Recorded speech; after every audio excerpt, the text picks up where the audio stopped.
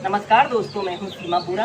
दोस्तों, आज हम आपको महिलाओं से जुड़ी समस्या, अनियमित पीरियड की समस्या और पीरियड के दौरान पेट में होने वाले दर्द और ऐंठन की समस्या को दूर करने वाले कुछ लाभकारी अभ्यास बताएंगे। दोस्तों, गर्भाशयी महिलाओं के रिप्रोडक्टिव सिस्टम का बहुत ही महत्वपूर्ण भाग होता है। 10 में से 7 महिलाएं गर्भाशय की किसी न किसी समस्या से ग्रसित होती हैं। यह समस्याएं अनियमित पीरियड से लेकर बांझपन तक हो सकते हैं। दोस्तों, अनियमित पीरियड और पीरियड के दौरान होने वाले दर्द और ऐंठन की समस्या को दूर करने के लिए करेंगे पश्चिमोत्तानासन। इसे करने के लिए भी आपने ऐसे ही दंडासना पर बैठ जाना है। कमर गर्दन आपने अपनी बिल्कुल सीधी रखनी है। अपने दोनों हाथों को ऐसे श्वास अंदर भरते हुए ऐसे ऊपर उठाना है और श्वास छोड़ते हुए धीरे धीरे ऐसे आगे को झुक जाते हैं।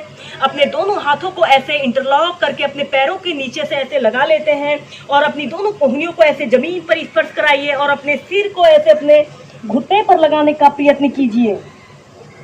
30 सेकंड तक ऐसे ही होल्ड करके रखें। पहले 30 सेकंड, फिर 2 मिनट तक ऐसे ही होल्ड करके रखें। Normal breathing. फिर धीरे धीरे ऐसे प्राइमरी स्टेज में आ जाते हैं। इसके बाद हम नेक्स्ट अभ्यास करेंगे। आपने अपने दोनों पैरों को ऐसे अपनी फ्लेक्सिबिलिटी और स्ट्रेंथ के अनुसार फैला लेना है। फिर आपने अपने लेफ्ट हाथ को ऐसे अपने राइट कमर के पास ऐसे रख लेना है और राइट हाथ को ऐसे अपने बाजू को अपने कान के पास सटाते हुए धीरे धीरे ऐसे आपने लेफ्ट साइड टर्न हो जाना है। जितना आप जा सकते हैं उतना आप जाने की कोशिश कीजिए। अपने हाथ को ऐसे अपने पैर के तलवों के नीचे से लगा लीजिए या अपने पैर के अंगूठे को ऐसे पकड़ लेते हैं। इन अभ्यासों को करने से हमारे कमर के निचले हिस्से के समस्त स्नायु तंत्र मजबूत बनते हैं। फिर इसी अभ्यास को अब हम दूसरी साइड से प्रैक्टिस करेंगे। ऐसे अपने सिर को ऐसे अपने घुटने पर लगाने का प्रयत्न कीजिए। 10 सेकंड ऐसे ही होल्ड करके रखें। इस स्थिति में आपके दोनों पैर बिल्कुल सीधे रहें, घुटने से बिल्कुल मुड़ने न पाएं। फिर ऐसे ही इस अभ्यास को आप 8 से 10 बार लेफ्ट और राइट साइड से प्रैक्टिस कीजिए। पहले आप इसे ऐसे ही होल्ड करके प्रैक्टिस कीजिए, फिर आप इसे तीव्रता से भी प्रैक्टिस कर सकते हैं। ऐसे तीव्रता से भी प्रैक्टिस कर सकते हैं।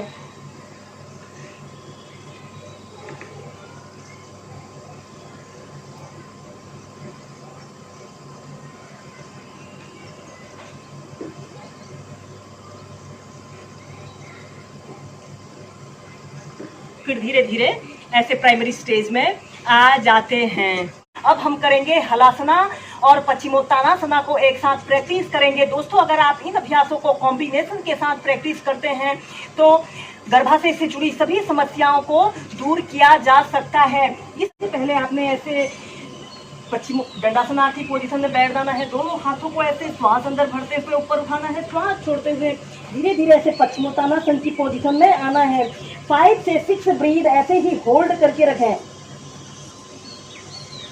फिर धीरे धीरे ऐसे लेटते हुए ऐसे हलासना की पोजीशन में आना है। आपके दोनों पैर के पंजे ऐसे जमीन को स्पर्श कर रहे हों और इस स्थिति में आपके दोनों घुटने बिल्कुल सीधे रहें। 5 से 6 ब्रीथ ऐसे ही होल्ड करके रखें। फिर श्वास छोड़ते हुए ऐसे पश्चिमोत्तानासन की पोजीशन में आते हैं। फिर हलासना की पोजीशन में आते हैं। श्वास अंदर भरते हुए हलासना की पोजीशन में आते हैं। श्वास छोड़ते हुए ऐसे पश्चिमोत्तानासन की पोजीशन में आते हैं। पहले आप इसे ऐसे ही मध्यम गति के साथ प्रैक्टिस कीजिए, फिर आप इसे लंबे गहरे श्वास प्रश्वास के साथ 8 से 10 बार प्रैक्टिस कीजिए। दोस्तों, यह हमारे प्रजनन अंगों को सक्रियता प्रदान करता है और गर्भाशय से जुड़ी सभी समस्याओं को दूर करने के लिए बहुत ही अच्छा अभ्यास है। एक बार और प्रैक्टिस कर लें। सबसे पहले ऐसे पश्चिमोत्तानासन की पोजीशन में आना है, फिर आपने ऐसे हलासना की पोजीशन में आना है। श्वास भरते हुए हलासना की पोजीशन में आते हैं। श्वास छोड़ते हुए पश्चिमोत्तानासन की पोजीशन में आते हैं। लंबे गहरे श्वास प्रश्वास के साथ